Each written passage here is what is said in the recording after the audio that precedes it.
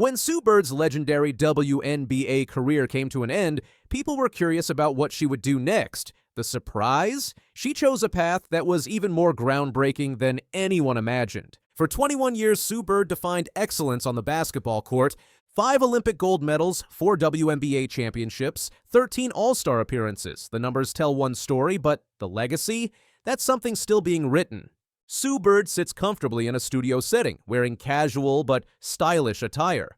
When you've spent your entire adult life with a basketball in your hands, people assume retirement means you're just done, like you vanish. But for me, stepping away from playing meant stepping towards something bigger. In retirement, Bird didn't disappear. She found her voice.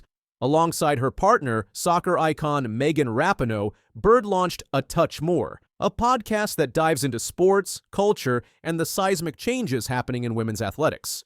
Playing gives you this platform, but you're so focused on the next game, the next season. Bird explains, "Retirement let me step back and see the bigger picture, where women's sports have been and where they need to go." The screen fills with footage of packed arenas for women's basketball, soccer matches, and graphics showing increasing TV ratings. Megan Rapinoe leans forward in her interview chair, passionate as always. "What we're seeing isn't just growth, it's a reckoning.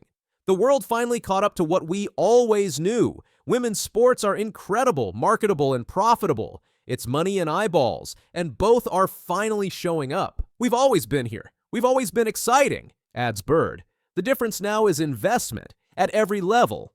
For Bird, retirement meant trading one leadership role for many. From media personality to business strategist, her post-playing career has become a masterclass in leveraging athletic success into lasting cultural impact. We see her in business attire, meeting with executives, looking at presentations about media growth. "Sue brings something unique to the table," says a media executive. "She understands both the athletic side and the business realities. That combination is extraordinarily rare." The transition from athlete to cultural commentator isn't always smooth, but Bird has made it look effortless, bringing the same strategic vision that defined her playing career. At a live podcast event, the audience laughs as Sue and Megan entertain with their natural banter. "The best part of doing this together is getting to publicly litigate our bickers and having people pick sides," Rapinoe says with a laugh. "We keep it very real." Bird adds with a smile, "That's what people connect with." Behind the scenes, Bird has remained active in the fight for equitable treatment of women athletes, leveraging her platform to address the significant compensation gap that remains. Footage shows Sue in meetings with WNBA players and executives, her expression serious and focused. "There's a ton of room for growth," Bird explains. "The thing about player compensation is that it's under collective bargaining agreements that don't get renegotiated in real time. But what we're seeing with sponsorships and NIL deals for college athletes shows what's possible." A current WNBA player nods in agreement. "Sue paved the way. Now we're walking the path she helped create, and it's getting wider with every step." The improvements Bird fought for during her career have begun materializing. Private charters replacing commercial flights, upgraded facilities, increased media coverage. A business analyst appears on screen. "We're talking about billions of dollars now. This isn't charity, it's smart business. The ROI on women's sports investment is becoming one of the best bets in the industry." Perhaps most importantly, Bird's retirement has allowed her to become the mentor she needed when entering the league, creating pathways for the next generation. Footage shows Sue working with young female basketball players, giving advice both on and off the court. "She tells us it's not just about getting to the league anymore," says a young player. "It's about recognizing your value, building your brand, and understanding the business of sports just as much as the game itself." Back in the interview setting, Sue Bird appears reflective. "When I was drafted in 2002, players needed off-season jobs to make ends meet. Today, the opportunities are expanding exponentially. My retirement coincided with this incredible momentum in women's sports, and being able to help shape that narrative from the other side has been rewarding in ways I never expected." What happened after Sue Bird's retirement wasn't an ending, but a transformation. From player to powerhouse, from athlete to advocate. The game plan has changed, but the mission remains the same. The final montage shows clips of growing women's sports crowds, new media deals, and Bird and Rapinoe speaking at events.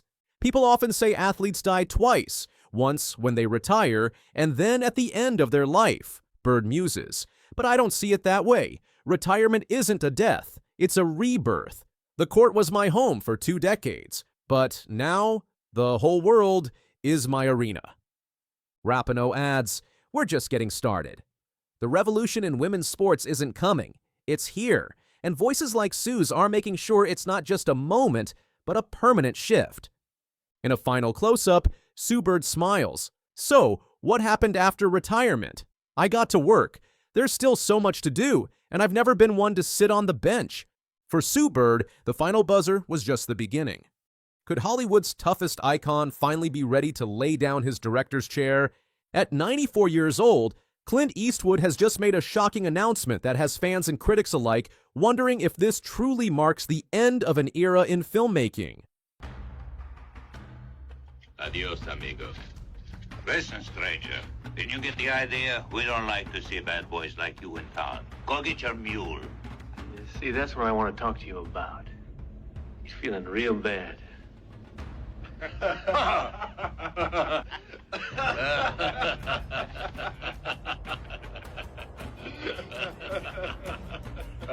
don't think it's nice you laughing. See, my mule don't like people laughing. Gets the crazy idea you're laughing at him. Now, if you apologize like I know you're going to.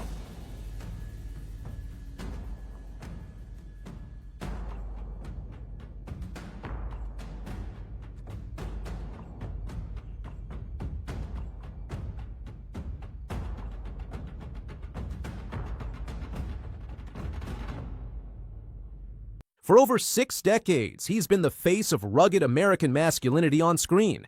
But behind that steely gaze and trademark scowl lies a story few have ever heard, until now.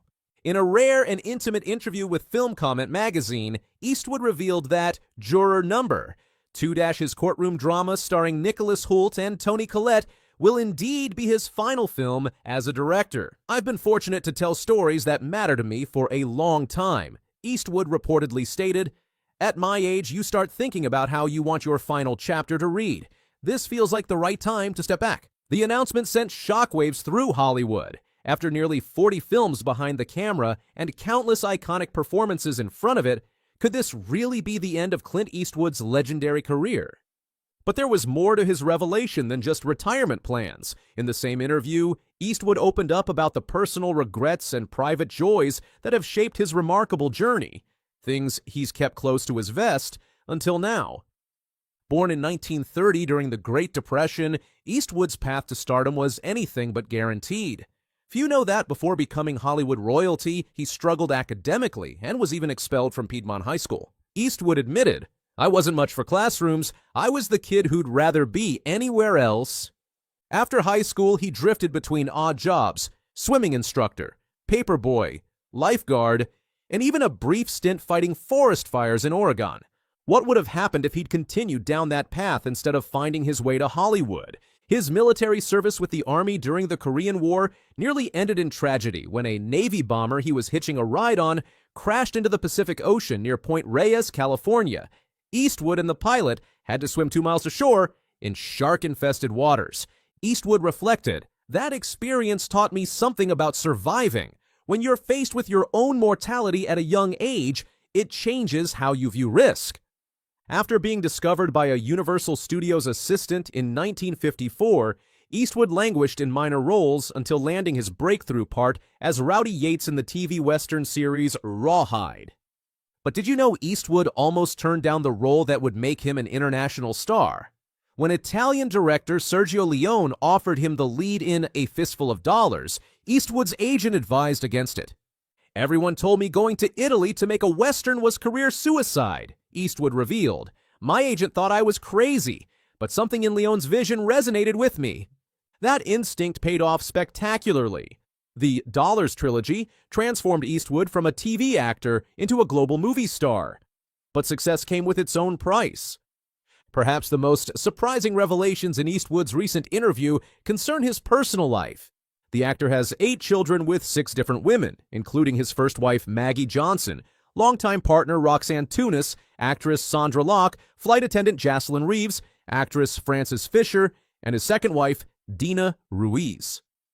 "I wasn't always the father I should have been," Eastwood candidly admitted. "When you're young and focused on your career, you don't always see what's important until later."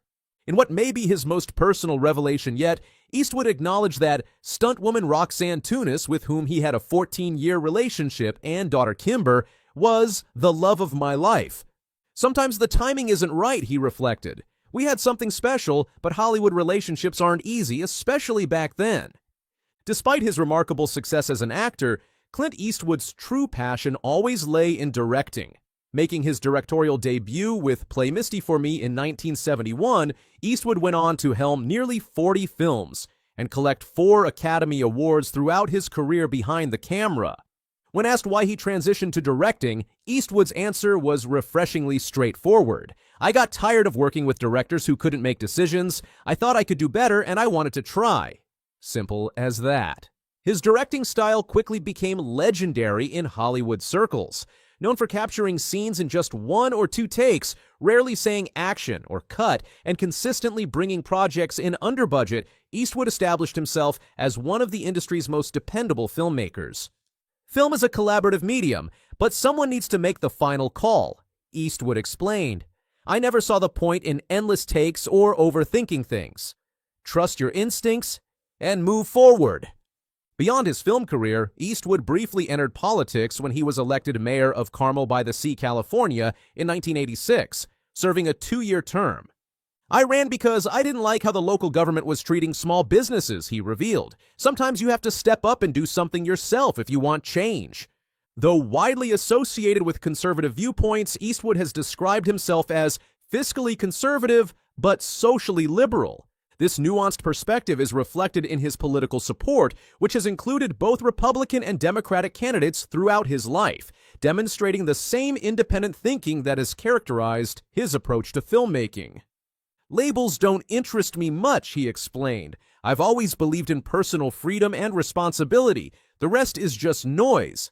As Eastwood prepares to release what may be his final film, he reflected on his extraordinary legacy. He admitted, "I never set out to be a legend or an icon. I just wanted to tell stories that resonated with people." When asked about his greatest regret, Eastwood paused before answering. "Time. Not having enough of it with certain people who mattered. When you're young, you think you have all the time in the world. Then suddenly, you're in your 90s wondering where it all went." And what about his proudest achievement? "My kids," he said without hesitation. "Seeing them grow into their own people, with their own passions and perspectives, that's worth more than any Oscar." As the curtain potentially falls on one of Hollywood's most storied careers, Clint Eastwood leaves behind a body of work that spans generations. From The Man with No Name to Dirty Harry, from Unforgiven to $1 Million Baby, his influence on cinema is immeasurable. "I've been fortunate to live a life doing what I love," Eastwood reflected. "Not many can say that." Whether juror number 2 Inches truly marks his final film or not, Eastwood's legacy is secure. In an industry known for fleeting fame, he's remained relevant for over 60 years, a proof to his talent, vision, and unwavering authenticity. The man who once uttered the immortal line, "Go ahead, make my day," has indeed made many of ours over the decades. And for that, Hollywood and movie lovers everywhere say thank you.